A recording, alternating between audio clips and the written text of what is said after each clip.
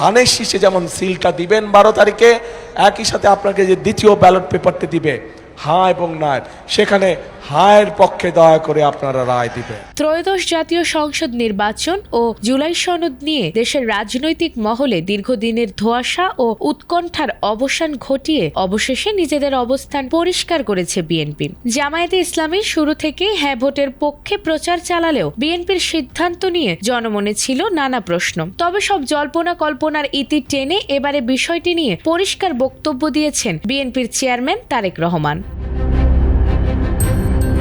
তারেক রহমান আসন্ন ত্রয়োদশ জাতীয় সংসদ নির্বাচনে ধানের শীষ প্রতীকে ভোট দেওয়ার পাশাপাশি জুলাই সনদের সম্মানে গণভোটে হ্যাঁ ভোট দেওয়ার আহ্বান জানিয়েছেন। শুক্রবার রাতে রংপুরের কালেক্টরেট ঈদগাহ মাঠে বিশাল জনসভায় তিনি বলেছেন, বিএনপি সংস্কার প্রশ্নে কোনো লুকোছাপা করেনি। জনগণের রায় ক্ষমতায় এলে অতীতের মেগা প্রকল্পের নামে হওয়া লুটপাটের টাকা উদ্ধার করে দেশের উন্নয়নে ব্যয় করা হবে। দুর্নীতি চেপে ধরতে হবে, টুটি চেপে ধরতে হবে।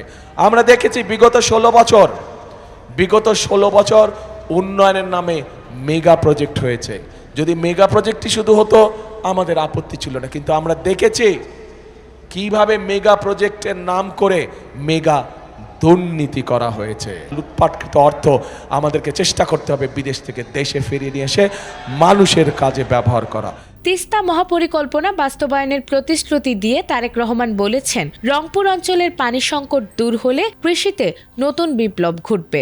হ্যাসেল ফ্রি জীবনের smart companion Walton home and kitchen appliance. কৃষকদের জন্য 10,000 টাকা পর্যন্ত কৃষি ঋণ মওকুফ এবং কৃষি কার্ড চালুর কথাও জানিয়েছেন তিনি। জনসভা থেকে তিনি ঘোষণা দিয়েছেন, বিএনপি সরকার গঠন করলে রেজিস্টারভুক্ত এনজিও থেকে নেয়া ক্ষুদ্র ঋণ পরিশোধে অক্ষমদের দায় বহন করবে। পাশাপাশি রংপুর অঞ্চলে কৃষিভিত্তিক শিল্প, খনিজ সম্পদের পরিকল্পিত ব্যবহার এবং আইটি শিল্প স্থাপনের মাধ্যমে তরুণদের কর্মসংস্থান সৃষ্টির আশ্বাসও দিয়েছেন তিনি।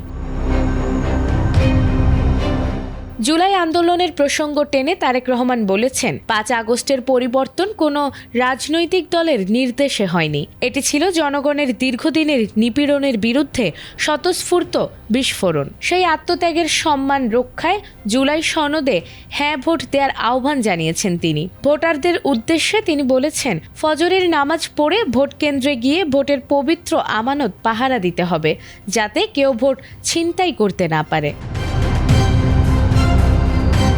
রংপুরে অনুষ্ঠিত জনসভায় আরও বক্তব্য দিয়েছিলেন দলের মহাসচিব মির্জা ফখরুল ইসলাম আলমগীর সহ কেন্দ্রীয় ও স্থানীয় নেতারা। সবশেষ তারেক রহমান জানিয়েছেন, ভোটের রাজনীতি আর নিশিরাতে হতে দেয়া হবে না।